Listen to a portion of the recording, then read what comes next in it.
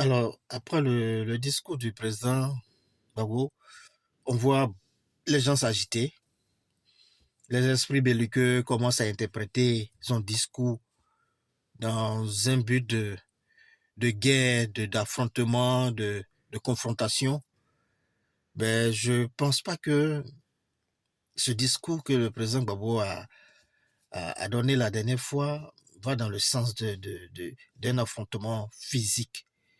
Parce que si on s'en tient compte, n'est-ce pas, aux outils démocratiques, je pense que la marche fait partie de ces outils-là. Donc, il faut que ceux qui pensent que c'est la guerre qu'il veut faire, on se défasse de cette idée belliqueuse.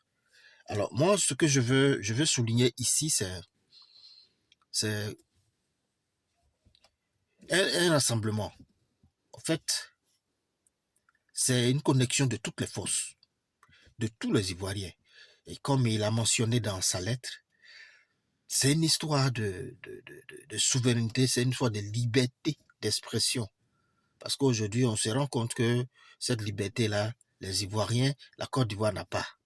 Alors, il faut que les choses redeviennent normales. Alors, tout le monde est invité aujourd'hui à prendre corps à ce combat. À ce combat.